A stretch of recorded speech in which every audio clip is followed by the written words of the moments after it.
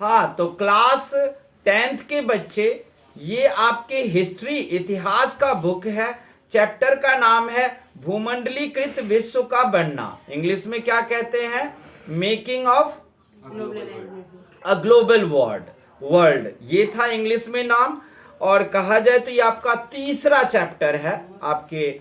और हमने पहले पार्ट में ये पढ़ा कि पूरी दुनिया में भूमंडलीकरण कैसे हुआ। पूरी दुनिया में भूमंडलीकरण रेशम मार्ग से हुआ, स्पेघेती से हुआ, आलू से हुआ, विजय, बीमारी, व्यापार से भी भूमंडलीकरण हुआ। इन सब चीजों को हम पढ़ते रहे। फिर तकनीकी ने भी भूमंडलीकरण किया, उपनिवेशीकरण ने भी भूमंडलीकरण किया, साम्राज्यवाद ने भी भूमंडलीकरण किया। ये रिंडर पेस्ट और मवेशी प्लेग जैसे बीमारी भी दुनिया को एक करने में मदद किया। इसके अलावा भारत के जो अनुबंधित श्रमिक सब थे, उनको फिजी, वेस्ट इंडीज या साउथ अफ्रीका ले जाकर वहीं छोड़ दिया गया। वो लोग वहां बस गए, उससे भी भूमंडलीकरण हुआ। भारत के विदेशी उद्यमी थे, जैसे शिकारपुरी श्रॉफ, नट्टू कोट्टई चोट्टियारो, ये सब भी विदेश में जाकर बैंक खोले, और ये सब कुछ भूमंडलीकरण करने का जिम्मेदार था। अब हम आगे पढ़ने जा रहे हैं कि आगे जो हम पढ़ेंगे वो पढ़ेंगे कि जब भूमंडलीकरण हो रहा था, पूरी दुनिया एक हो रही थी, ऐसे में हमें महायुद्ध का भी सामना करना पड़ गया। जब भूमंडलीकरण हुआ, जिन जिन वजहों से भूमंडलीकरण हुआ वो सब आप लोगों को पता है। तो जब भूमंडलीकरण हुआ तो अर्थव्यवस्था सबकी अच्छी हो गई, सबकी अर्थव्यवस्था तरक्की किया, सबकी जीडीपी अच्छी हो गई, तकनीकी विकास आ गया था। आपने पढ़ा कि गरीबों तक भी अब मांस मछली गरीब भी खा सकते थे, नहीं तो गरीब तो आलू खा के ही जिंदा रहते थे। यानी कि तकनीकी आने से, चाहे उपनिवेशवाद से, साम्राज्यवाद से, औद्योगिक क्रांति से, सब कुछ से अर्थव्यवस्था तो अच्छा हुआ, यानी कि जीडीपी बढ़ी, प्रति व्यक्ति आय बढ़ी। लेकिन ये पूरा वर्ल्ड ग्लोबल होते होते अचानक सा वो युद्ध की तरफ, महायुद्ध की तरफ बढ़ गया। अब देखते हैं कि प्रथम विश्व युद्ध हुआ और प्रथम विश्व युद्ध का खात्मा भी हो गया। प्रथम विश्व युद्ध के दौरान अर्थव्यवस्था में, जानते हो, बड़ी तेजी थी। आप लोग सोच रहे होंगे कि युद्ध के दौरान अर्थव्यवस्था गिर गई, नहीं, बहुत तेजी थी। क्यों? लोगों को बहुत काम धंधा मिलते थे, या तो सैनिक में भर्ती हो जाओ, या फिर मिसाइल की, गोली की, बंदूक की फैक्ट्रियां चल रही थी। काम तो इतना था कि दिन रात काम करना पड़ता था। काम इतना था कि बाद में महिलाओं को भी लाना पड़ा काम के क्षेत्र में। जानते हो, प्रथम विश्व युद्ध जो था वो महिलाओं के स्थिति में सुधार का एक वरदान माना जाता है, कि अगर प्रथम विश्व युद्ध नहीं होता तो महिलाओं में इतनी सुधार नहीं होती, महिलाओं की जिंदगी नरक ही रहती। अब बात यह है कि प्रथम विश्व युद्ध के दौरान पुरुष अधिकांशतः तो युद्ध के क्षेत्र में थे। अब यहां फैक्ट्रियों में मिसाइल या फिर गोलियां, बंदूक जो बनेंगे, बम बनेंगे, उसमें कौन काम करेंगे? पुरुष तो है ही नहीं, सब तो युद्ध के फ्रंट पर में युद्ध लड़ रहे हैं। ऐसे में महिलाओं को बुलाया गया फैक्ट्री में। और यही नहीं, आपने 9th में पढ़ा था, जहां पर महिलाएं जॉर्जेट और कॉर्सेट पहन करके एक नरक की जिंदगी जी रही थी। उन्हें घर में एक आइटम समझा जाता था। इंग्लैंड जैसे जगह पर, जहां पर औरतों को घर में सजाकर रखना, जॉर्जेट और कॉर्सेट पहनाना, जो कई तरह की बीमारियों को बुलावा देता था, उस स्थिति में महिलाएं थी। लेकिन वही जॉर्जेट कॉर्सेट वाली महिलाओं को अब फैक्ट्री में लाया गया काम करने के लिए। अब जॉर्जेट कॉर्सेट में तो वो काम नहीं कर सकती थी फ्रीली, तो उनको हाफ पैंट दिया गया, फुल पैंट भी नहीं, फुल नहीं, यानी कि महिलाओं की जिंदगी में काफी सुधार हुआ, उन्हें काफी आजादी मिली। प्रथम विश्व युद्ध महिलाओं के लिए अच्छा था। अब युद्ध तो खत्म हो गया, 1914 में जो फर्स्ट वर्ल्ड वॉर शुरू हुआ वो खत्म हो गया, बचा क्या? तो युद्ध खत्म होने के बाद कुछ बचा ही नहीं, अर्थव्यवस्था तहस नहस। अब युद्ध के दौरान खूब सारी फैक्ट्रियां बनी, खूब सारे मिसाइल बन रहे, बंदूक बन रहे, सबको काम इतना मिल रहा था कि महिलाओं को 2-2 शिफ्ट में डे नाइट फैक्ट्री में काम करते थे। लेकिन अब युद्ध खत्म तो क्या गोली बंदूक बनेगी? क्या मिसाइल बनना है? सारी फैक्ट्री बंद और सबके सब बेरोजगार हो गए। अब शुरू हुई भूखमरी। युद्ध काल में तो अर्थव्यवस्था तरक्की कर रहा था हर एक देश का, और युद्ध के खात्मे के बाद कुछ भी नहीं बचा किसी के पास भी। हर एक तरफ भूखमरी, बेरोजगारी, भूख से तड़पते लोग, ये सब था। युद्ध के बाद इन लोगों ने कोशिश किया कि सुधार करें, लेकिन सुधार के नाम पर में क्या कर सकते थे? ये इतनी जल्दी थोड़ी ना सुधार कर लोगे। लाखों लोग तो सैनिक से वापस आए हैं, करोड़ों लोग तो सैनिक से वापस आए हैं, सैनिक से छटनी हो गई, युद्ध है ही नहीं, काम धंधा है ही नहीं, सारे फैक्ट्री, सारे और चीज, सब कुछ बंद हो गया है, काम धंधा है ही नहीं। अब बड़े पैमाने पर उत्पादन तो हुआ, वो सारे उत्पादन सब बिखर के खत्म। 1920 में अमेरिकी अर्थव्यवस्था, यानी कि प्रथम विश्व युद्ध के बाद अमेरिकी अर्थव्यवस्था अभी भी अच्छी थी। वहां पर, यहां पर आपको देख रहा है कि एक फैक्ट्री का दिया गया है फोटो आपके बुक में। इसमें देखोगे कि बाहर में एक फैक्ट्री है और बाहर में टी स्टॉल वाली गाड़ियां देखो कितनी सारी हैं। हर एक व्यक्ति यहां चाय बेच रहा है। किसी फैक्ट्री के बाहर इतने चाय बेचने वाले कहीं किसी ने देखा होगा? नहीं। क्या करते? किसी को काम धंधा था ही नहीं, सब फौज से लौटे थे, मिसाइल और बंदूक की कंपनियों से निकाले गए थे, कोई काम नहीं था। पूरे दिन में 5 कप चाय बिक जाए तो भी एक आध अन्नी पैनी डॉलर आ जाए, काम चला लेंगे, ये हालात थी। एक फैक्ट्री के बाहर देखो सैकड़ों हजार की संख्या में टी वेंडर हैं, अपनी अपनी गाड़ी लेकर कि शायद हमारा कुछ कप चाय बिक जाए।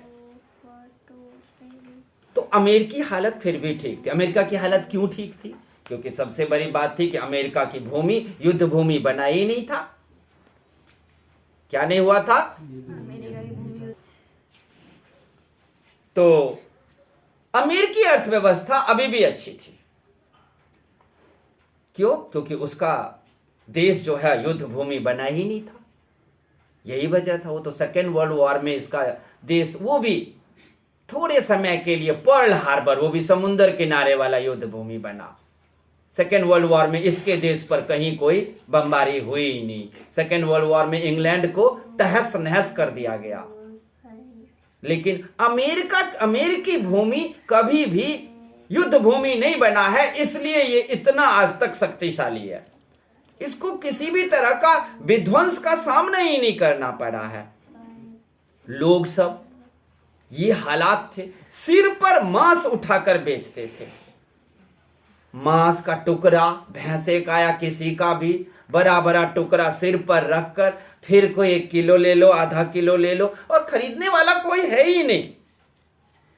ये हालात हो गए थे।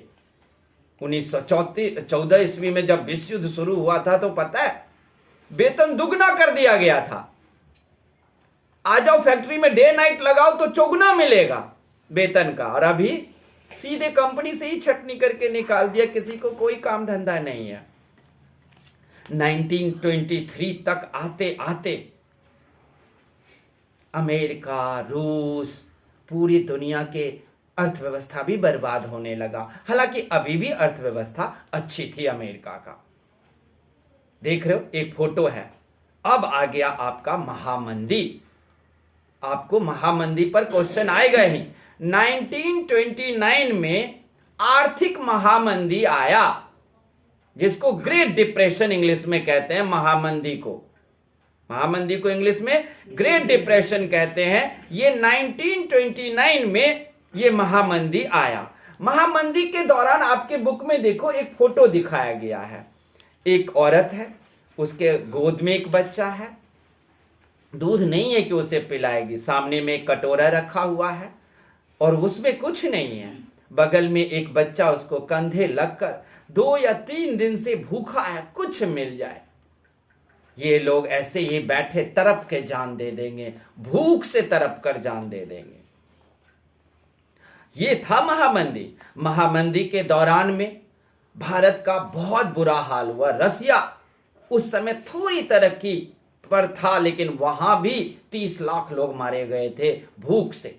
हालांकि आप जानते हो कि प्रथम विश्व युद्ध से तो रसिया 1917 में ही अलग हो गया, हमें रहना ही नहीं है। जब लेनिन आया तो कहा कि हमें विश्व युद्ध में हमें नहीं रहना, क्योंकि रसिया का जो हालत जार निकोलस ने कर रखा था उसकी तरक्की करानी है और युद्ध में रहकर हम आर्थिक विकास नहीं कर सकते, इसलिए वो निकल गए थे और तरक्की लेनिन के तर्ज पे हो भी रहा था। लेकिन लेनिन तो 27 में ही मर गया था और 29 तक आते आते महामंदी। तब लेनिन के बाद तो वहाँ पर वहाँ का शासक स्टालिन था, उससे उतना नहीं संभला। लेकिन तब भी लेनिन के व्यवस्था में भी 30 लाख लोग मारे गए। हर जगह पर लोग भूख से तड़प कर मर रहे थे। लोग भूख से रोड पर 8-8, 10-10 दिन से पड़े थे, उठ नहीं पा रहे थे, जिंदा को चील कौए नोच नोच कर खा रहे थे। ये हालात हुआ।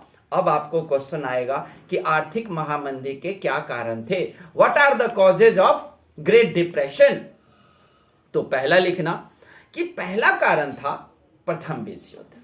प्रथम विश्व युद्ध के दौरान सारे संसाधन को युद्ध के लिए फैक्ट्रियों और अन्य युद्ध सामग्री बनाने में सारे संसाधन को झोंक दिया गया और जब युद्ध खत्म हुआ तो फिर उन्हीं कामगार रोजगार कर्मचारियों को वहां से निकाल दिया गया और काम धंधा बचा ही नहीं। ये कारण था पहला। दूसरा कारण था कि अमेरिका से पूरी दुनिया कर्जा ले रखा था और अमेरिका वो कर्जा सबसे वापस लेने लगा। ऐसे में हर एक देश के पास कर्जा देने के बाद कुछ बचा ही नहीं। तीसरा क्या कारण था? तीसरा जो सबसे बड़ा कारण था ये था कि औद्योगिक क्रांति, फैक्ट्री आ गई थी, औद्योगिक क्रांति लग चुका था, तो लोगों को के पास जब काम धंधे नहीं थे, चाहे भारत में या किसी भी अन्य देश में, तो उन्होंने बड़े बड़े काम धंधे शुरू किए। भाई काम धंधा नहीं है तो अपना काम शुरू करूंगा, जब फैक्ट्री से निकाला गया हूं तो अपना काम शुरू करूंगा। तो अपने काम के लिए उनके पास पैसे नहीं थे, उन्होंने घर के गहने बेचे, उन्होंने घर का जमीन बेचा, पुश्तैनी, उसे बेच करके उन्होंने भी फैक्ट्री लगाई। तो उस समय में फैक्ट्री क्या लगाते? युद्ध खत्म था, अब बंदूक गोली का तो फैक्ट्री लगेगा नहीं। अब फैक्ट्री लगाई गई कपड़ा मिल, और आप जानते हो दुनिया का पहली उद्योग जो है वो कपड़ा उद्योग है।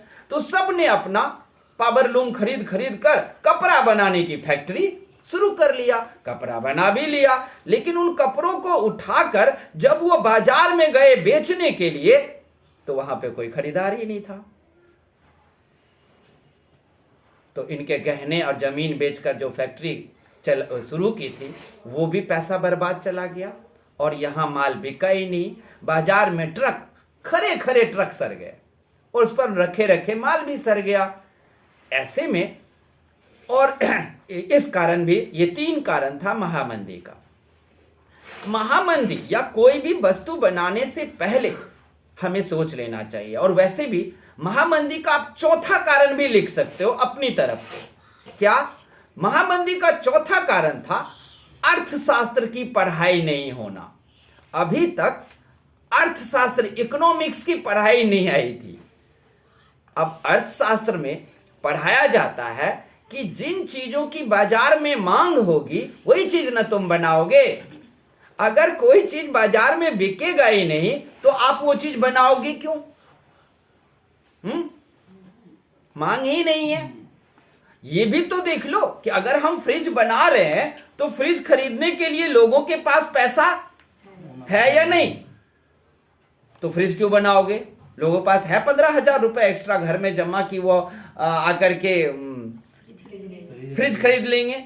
ये भी कारण था बाबू। तो 4 कारण महामंदी के आपको दे दिए, वो आपको देखना है। भारत और महामंदी को अब देखते हैं कि भारत और महामंदी के बीच में क्या मतलब सीधा कि महामंदी के दौर में भारत की क्या स्थिति थी। भारत की स्थिति बहुत खराब हो गई थी।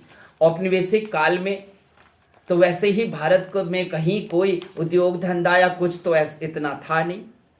इंग्लैंड ने यहाँ पर कोई विकास की नीति तो अपनाया नहीं था। 1928 से 1934 के बीच, 1928 से 1934 के बीच में भारत का आयात निर्यात एक्सपोर्ट इंपोर्ट घट गया। 1928 से 1934 के बीच में भारत में गेहूं की कीमत 50% गिर गई। कोई खरीदने वाला था ही नहीं। सब ये सोचने लगे चलो पटसन उगाओ, चलो कपास उगाओ। सब ने कर्जे ली, गहने बेचा अपने घर का और व्यापार शुरू किया और जमीन सूदखोरों के पास गिरवी पर रखा। घर में जो गहने जेवर थे वो सब बेच दिए। सब लिखा हुआ है यहाँ पर, आप पढ़ना। सब कुछ को बेच करके उन्होंने काम धंधे शुरू किए, लेकिन फायदा कुछ हुआ नहीं। तब उसी समय में 1931 में सविनय अवज्ञा आंदोलन, सिविल डिसोबीडियंस आंदोलन भी चल रहा था। और सिविल डिसोबीडियंस के दौरान महात्मा गांधी के साथ भी सब लोग आ गए थे आंदोलन में। कोई काम धंधा वहां भी नहीं कर रहा था। जो काम धंधा किया उनका काम धंधा नष्ट ही हो गया, कुछ बचा ही नहीं। अब जब 1931 में तो जैसे कैसे भी करके आर्थिक महामंदी आ गया। और आर्थिक महामंदी के बाद अब क्वेश्चन था कि विश्व में कैसी अर्थव्यवस्था शुरू की जाए ताकि ये ग्रेट डिप्रेशन जैसी चीजें हमें जिंदगी में देखने को नहीं मिले, क्योंकि वो बहुत भयावह स्थिति था। जरा सोचो, आपके पास आज दिमाग है, हाथों में शक्ति है, बल है, और तब भी ना काम मिले, न खाने को रोटी मिले, क्या स्थिति होगी। और भारत में भी या कहीं में भी शहरों का इतना बुरा हाल नहीं हुआ। गांवों में तो भूख से लाशों की भरमार लगी हुई थी। लोग जंगल और झाड़ियों के जड़ खाकर जिंदा रहते थे, लेकिन वो भी पेट में विभिन्न तरह की बीमारियां देते थे और मर जाते थे। इसलिए जब ग्रेट डिप्रेशन के बाद को हम युद्धोत्तर काल कहते हैं, उसके बाद ये तय हुआ कि एक अर्थव्यवस्था की शुरुआत हुई। उसके लिए ब्रेटन वुड्स, वुडरो विल्सन, इन सब को राय ली गई, क्योंकि ये लोग उस समय के दार्शनिक थे। इन्होंने कहा कि देखो, सबसे पहले अगर तुम इस आर्थिक महामंदी जैसी भयावह स्थिति को जिंदगी में फिर से नहीं देखना चाहते हो, तो उसके लिए जरूरत है कि पहले हर एक क्लास में, तो उन्होंने कहा ब्रेटन वुड्स ने कि हर एक क्लास में अर्थशास्त्र की, इकोनॉमिक्स की पढ़ाई पहले लगा दो। और दूसरी बात, हर एक सरकार जितनी भी कंपनियां हो उसके लिए वो एक ऑफिस बनाए कि अगर कोई भी कंपनी खोलेगा तो उससे पहले उस कंपनी से उसे सर्टिफिकेट लेनी पड़ेगी, जिसमें सर्टिफिकेट लेने वक्त वो बताएगा कि वो किस चीज की कंपनी या फैक्ट्री खोल रहा है। फिर उस ऑफिस में बैठे अधिकारी लोग उसे नॉलेज देंगे कि अगर आप ये फैक्ट्री खोलोगे तो जो सामान बनाओगे, क्या वह वस्तु बाजार में बिकेगा, वो उसका क्या करेंगे, नॉलेज देंगे। सीधे करके कोई भी वस्तु बनाने लगो, ये तो नहीं हो सकता ना। जरूरी क्या है कि वो वस्तु बिकेगा नहीं। फिर ब्रेटन वुड्स ने यह भी कहा कि सबसे पहले जरूरी है कि हर एक सरकार को अपनी अपनी नागरिकों की आमदनी बढ़ाओ, उनकी तनख्वाह वेतन बढ़ाओ। उस तनख्वाह वेतन जब बढ़ेगा तब वो फ्रिज खरीदने के लायक होगा। तुम उसकी तनख्वाह वेतन बढ़ा ही नहीं रहे हो, उसके पास कोई जमा पूंजी आएगी ही नहीं, तो बताओ कि वो कहां से खरीद लेगा। वेतन बढ़ाओ, फ्रिज खरीद करके फिर वही पैसा वापस सरकार के पास। हम ये नहीं कह रहे हैं कि वेतन बढ़ा के सारा पैसा उसी के पास छोड़ दो, फिर अर्थशास्त्र के नीति अपनाओ और उसके जेब से सारा पैसा फिर से वापस। अभी आप देख रहे हो ना, तनख्वाह ज्यादा भी है कम भी है, लेकिन किसी के पास कोई पैसा रहता है। अगर सरकार या रिजर्व बैंक देखती है कि ज्यादा पैसा लोगों के पास इकट्ठा हो गया है, आटा चावल नमक की कीमत बढ़ा के सारा पैसा वो खींच लेता है, प्याज और टमाटर की कीमत बढ़ाकर खींच लेगा। लेकिन अगर लोग महंगा चीज खरीदेगा तो उसके लिए उसका वेतन तो बढ़ाओ। अभी भी क्या बात है, महंगाई से कौन डरता है, नहीं डरना, लेकिन जरूरी क्या है, वेतन तो बढ़ाओ। तो ये सब ब्रेटन वुड्स सब ने उनको दिया। और ब्रेटन वुड्स ने सबसे खास बात कही कि ये जितनी भी मैंने बातें बताई, अर्थशास्त्र की पढ़ाई शुरू करो, चीजें वही बनाओ जो मार्केट में बिके, अगर मार्केट में सामान बिकेगा तो उसके लिए प्रत्येक देश के सरकार को अपने देश के नागरिकों का वेतन बढ़ाना होगा। लेकिन ये सब होने के बावजूद भी आर्थिक महामंदी फिर से आ सकता है, यह ब्रेटन वुड्स ने कहा। उन्होंने कहा इस सब से निपटने का एकमात्र तरीका है, और वो है वैश्वीकरण। वैश्वीकरण कर दो, यानी कि सारे देश एक पटल एक प्लेटफॉर्म पर आ जाए, सब देश में जाकर सब कोई व्यापार करेगा, कोई कुछ टैक्स नहीं होगा, जिसका सामान जहां बिके वहां बेचे अपना। इस स्थिति को हम वैश्वीकरण कहते हैं। आप लोगों को तो मैंने वैश्वीकरण कई बार अच्छे से डेफिनेशन रटवाया है, और इन्होंने तो याद रखना, वैश्वीकरण की शुरुआत किसने की, वैश्वीकरण की सोच सबसे पहले किसने डाली।